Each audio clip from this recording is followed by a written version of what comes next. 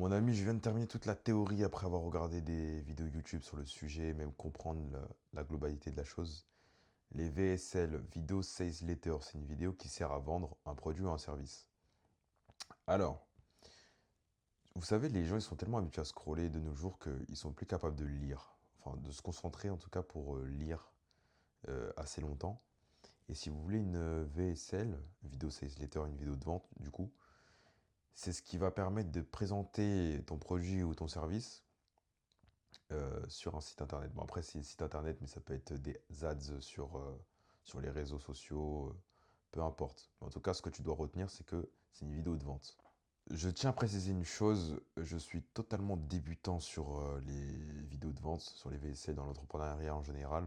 C'est-à-dire que s'il y a un entrepreneur qui passe par là, il y a une personne qui est intéressée par quelqu'un qui fait des VSL justement, je ne suis pas expert, sachez-le, juste j'ai appris sur YouTube, je me suis formé tout seul et juste je déballe la connaissance que j'ai appris. Et si quelqu'un veut effectivement compléter ce que je dis, il n'y a pas de problème, l'espace commentaire il est fait pour ça. Et je prétends pas dire que mes conseils sont les bons, que vous devez faire ça, j'ai rien à vendre. Pour l'instant, j'ai rien à vendre. Je partage juste ma connaissance et que tout le monde apprend en même temps que moi. Voilà, le build en direct. Je vais essayer de faire beaucoup de cuts, comme ça la vidéo, elle est extrêmement efficace et que tout le monde puisse comprendre. Alors, première partie dans une VSL, le hook. Le hook, c'est très important. Bon, je pense que vous savez ce que c'est un hook, mais je vais le répéter. Le hook, c'est littéralement un stop scroll. Si tu veux, tu atterris sur une vidéo et pour que ton attention soit captivée, soit capturée, je dirais, il faut soit une phrase qui suscite ta curiosité, une phrase choquante en gros, ou soit une image qui interpelle ton attention. Par exemple, exemple de hook, voici ce que j'aurais aimé savoir durant ma vingtaine ou durant ma trentaine.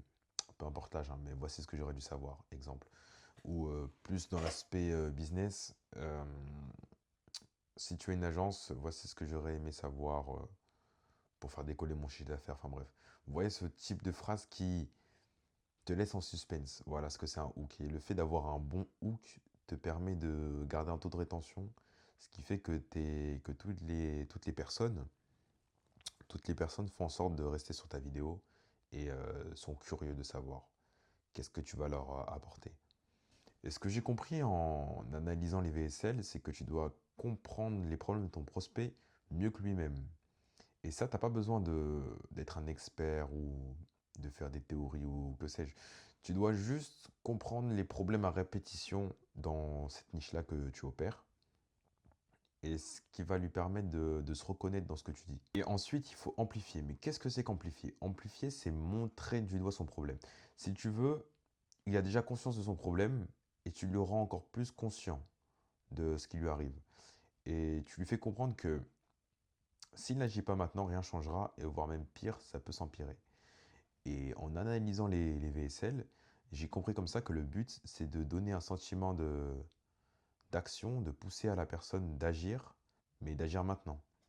Donc du coup, de créer l'urgence. Si tu veux, tu crées un sentiment d'urgence, mais sans être agressif. Et c'est ça qui me passionne, enfin qui me passionne, qui me fascine dans ces vidéos de vente. Ensuite, tu présentes ta solution, mais pas le détail technique. En gros, tu lui donnes une idée de comment tu peux l'aider, quoi. Et moi, j'ai compris que la solution, ça pouvait être un concept, un système, une méthode, quelque chose qui peut changer sa perception de son problème. Si tu veux, tu changes ses croyances. Ensuite, la transformation finale. Alors là, tu présentes la promesse.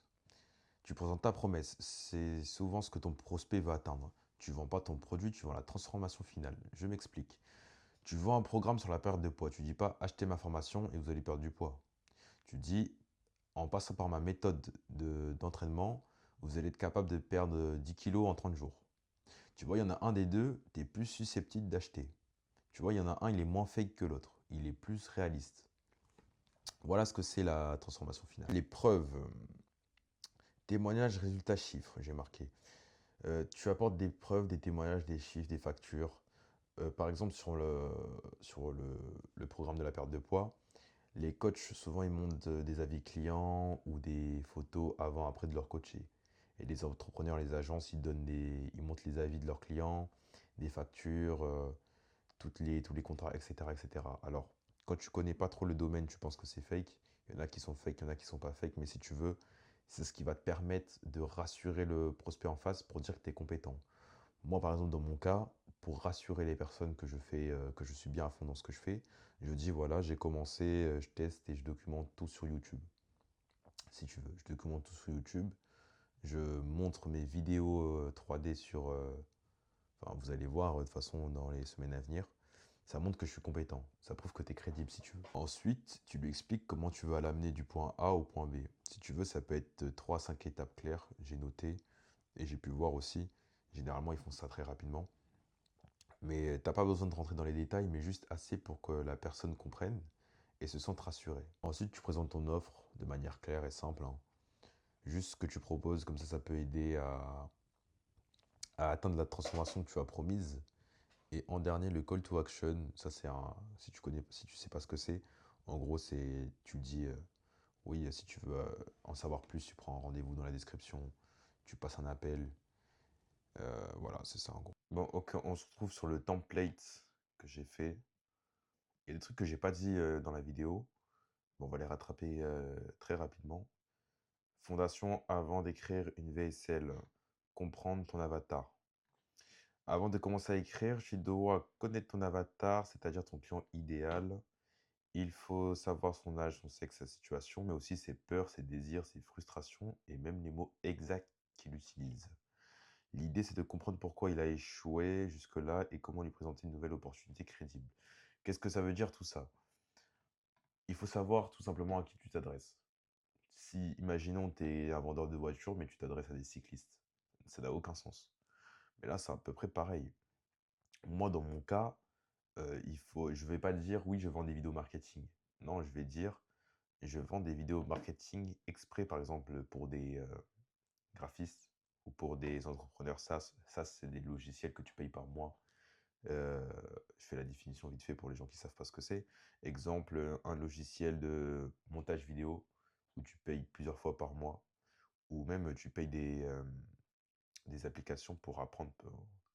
Par exemple, il y a quelqu'un qui vend une formation, tu payes plusieurs fois le logiciel ou le groupe par mois, mais l'application qui te permet de faire ça, ça s'appelle un SaaS tout simplement. Même parfois, il y a des applications faites pour la facturation qui te permet de détailler ta facturation sans la faire à la main, sans faire Excel, etc. Mais tu payes, je sais pas, 9 euros par mois. Ça, c'est un SaaS. Voilà, je vous ai résumé ce que c'est. Donc, moi, par exemple, je devrais peut-être. euh, Mon avatar, ça devrait être plus. Imaginons, ce serait plus un entrepreneur SaaS. Pourquoi? Parce que euh, peut-être la frustration qu'il a, par exemple, imaginons, la frustration qu'il a, c'est de ne pas pouvoir bien marketer son logiciel. Exemple. Donc, je devrais m'adresser à lui et lui faire comprendre voilà, les objectifs, comprendre pourquoi il n'a jamais réussi jusque-là et savoir comment lui présenter une nouvelle opportunité crédible, par exemple. Une opportunité crédible, je ne devrais pas dire oui, je suis juste un motion designer, un monteur vidéo. Non, ça n'a aucun sens. Comprendre pourquoi il n'a jamais réussi jusque-là, c'est.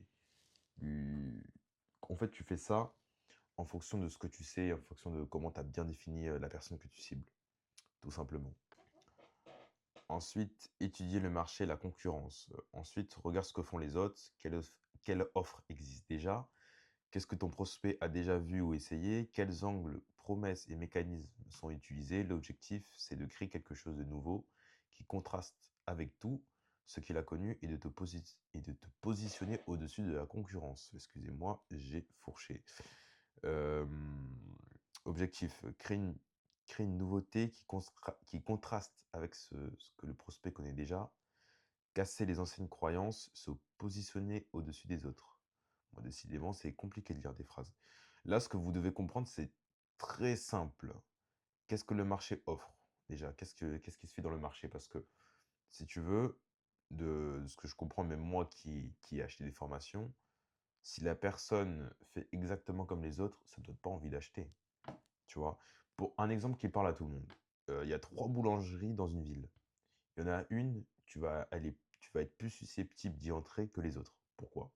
Pourtant, tout le monde fait du pain, tout le monde fait des viennoiseries, mais pourquoi? Peut-être que la couleur de la boulangerie t'a attiré plus que l'autre, tu vois? Peut-être que tu as vu un truc sur les réseaux sociaux, ils animent leur réseau, tu as vu une nouvelle recette, tu vois? L'ambiance n'est pas la même. Là, c'est exactement la même chose. Crée une nouveauté qui contraste avec ce que le procès connaît déjà. Si t'identifie comme tous les autres, il y a pas d'effet de nouveauté. Casser les anciennes croyances, ça c'est, pour, te démarquer des autres, des vendeurs de rêves, entre guillemets, tu vois? Se positionner au-dessus des autres. Forcément, tu vas pas te dire que tu es moins bon qu'un autre. Donc voilà ce que ça veut dire étudier le marché, la concurrence. Je vous ai résumé grossièrement, mais en idée générale, ça veut dire ça. Ensuite, la big idea. Alors, ta big idea, c'est l'idée centrale de ta VSL. Elle doit être nouvelle, contre-intuitive ou paradoxale. L'objectif, créer un effet de surprise chez ton prospect et lui montrer que ses échecs passés ne sont pas de sa faute. Par exemple, ce qui te bloque souvent, c'est une croyance qu'il faut renverser. Big idea est égal idée centrale et unique qui différencie ta solution. Les principes sont paradoxal, ce que tu crois vrai te bloque, contre-intuitif, la solution à l'opposé de ce que tu pensais. Et il y a un dernier point, c'est curiosité plus nouveauté attire et retient l'attention. Bon, qu'est-ce que ça veut dire tout ça?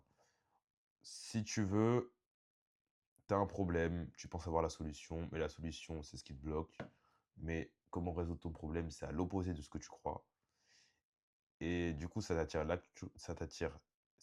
la curiosité, la nouveauté, et ça attire et retient l'attention. En gros, c'est ce qui te permet de rester sur la vidéo parce que tu pensais savoir des choses, mais au final, non. Ensuite, mécanisme unique. Alors là, ça va être la partie la plus drôle de la vidéo parce que je ne sais pas comment je vais vous expliquer ça de manière assez précise. J'essaie de faire mon mieux. Le mécanisme du problème qui explique pourquoi ton prospect a échoué jusqu'ici, briser les fausses croyances. Exemple, le vrai problème n'est pas X, mais Y. Ça, c'est un peu l'effet de curiosité, ça permet d'attirer l'attention, en gros.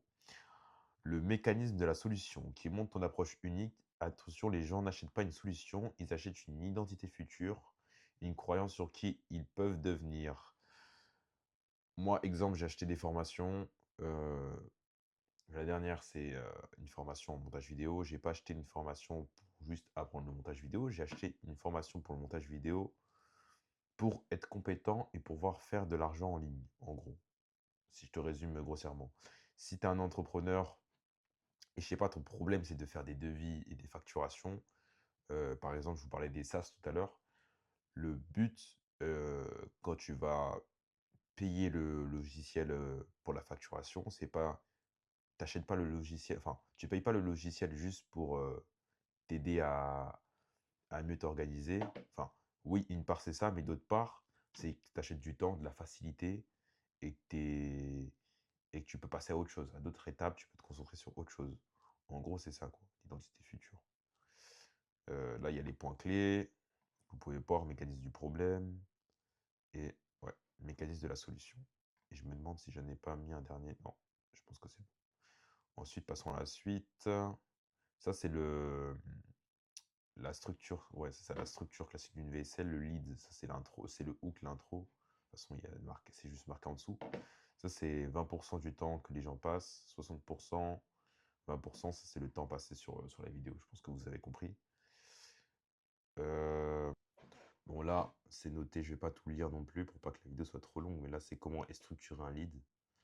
Prenez des captures si vous voulez. Mais en gros, c'est ça, hein, la structuration. Pareil pour le body. Body, c'est le corps de la vidéo, ça, c'est le plus important. Vous avez les étapes. Attendez, il y en a 7 que j'ai noté. Voilà, c'est ça. Vous avez les sept étapes ici. Pareil. En tout cas, dans mon cas, il faudrait que j'arrive à bien détailler comment je peux faire ça en fonction de mon marché, de mes clients. Et tout simplement de ce dont ils ont besoin. Ça, le closing pour les gens, pour les personnes qui ne savent pas ce que c'est un closing, en gros, c'est là où tu finis ta vente, en gros. Tu vois, c'est le moment où tu fais passer à l'action, c'est-à-dire, soit tu prends un rendez-vous, soit tu payes directement, ça dépend selon l'endroit où vous êtes. Euh, Call to action, ça, je pense que je devrais vous expliquer. Ça, c'est facile. Inscris-toi maintenant, par exemple. Je vous dis abonnez-vous à ma chaîne. C'est un call to action, en gros. Créer une urgence subtile, faille temporelle. En fait, si vous voulez, dans ces 3 points-là, ce qu'on peut comprendre, c'est que les gens sont plus poussés par la peur que par la motivation. Et si ils sont pas entre guillemets «pressés», si tu as pas une deadline précise, tu vas jamais faire les choses, tu vas jamais franchir le premier pas. Exemple, les gens qui révisent, tu vois, tu révises à la dernière minute parce que tu sais que là, c'est compliqué pour toi, tu vois? Bah, c'est un peu pareil. C'est que leur situation, c'est compliqué, donc la peur de l'échec est beaucoup plus forte que la motivation pour réussir. Principe, psychologie clé, quelques points à retenir, les choses les plus importantes de tout ce que je vous ai raconté. Une VSL, c'est égal à un résultat plus un mécanisme unique plus une urgence. On vend un bénéfice, pas la méthode. La peur pousse plus que le rêve. Structure, émotion, logique, émotion. Et attention, une mauvaise VSL, c'est trop de design, mécanisme confus, structure absente et un seul call to action, pas de preuves, bénéfice flou et pas de sous-titres. Pas de sous-titres, oui, alors, c'était pas obligé, mais... Ah si, quand même, t'es obligé parce que c'est quand même l'ère des sous-titres. Mais là, qu'est-ce que ça veut dire par là? Trop de design. Des fois, vous les voyez sur YouTube aussi, il y a des vidéos YouTube qui sont montées, par exemple, où il y a beaucoup d'animations, beaucoup d'effets, on comprend rien à la vidéo. Là, c'est pareil, mais si tu fais ça dans une vidéo de vente, forcément ton taux de rétention, il va être très faible. Mécanisme confus, ça c'est par rapport à l'avatar. Si tu as mal défini ton avatar, mais tu peux pas savoir les problèmes, tu peux pas savoir par quoi il est passé, donc tu as du mal à parler, à connecter avec ton prospect tout simplement. Structure absente, ça c'est tout ce que je vous ai montré, les points juste avant. Et, euh, et voilà. Alors, et ensuite, bon, je vais pas trop détailler, je vais pas trop m'éterniser sur le sujet. De toute façon, c'est un document que j'ai créé pour pouvoir m'aider à comment je vais tout simplement structurer mes vidéos, parce qu'une vidéo qui est bien montée, mais qui n'est pas éducatif, qui ne permet pas de convertir, tout simplement parce que moi, c'est des vidéos de vente que je vais vendre. Et s'il y a zéro structure derrière, forcément, ça va pas marcher. Là, les 8 ajouts stratégiques, on va terminer là-dessus, hein. Vendre une identité future par un produit, ça on se répète souvent là-dessus, maintenant vous avez compris. Le prospect doit se sentir compris mieux que par lui-même. Et ça, forcément, les gens se réfèrent plus à des personnes qui peuvent s'identifier qu'à des personnes qui ne s'identifient pas, tout simplement. Ok. Vaisselle, émotion, logique, émotion, ou transporte dans une scène réaliste, dans une scène réelle. Ouh. Ah, c'est le soir, j'ai du mal un peu, je vous cache pas. Big idea simple, contradictoire, nouvelle. Mécanisme unique avec un nom propre. Ah oui, ça c'est au mieux d'utiliser des termes bien compliqués, vous dites des mots qui sont propres à vous. Et ça permet mieux de retenir les choses. Ensuite, le framework de la VSL. Bon, là, c'est comment la VSL doit être structurée.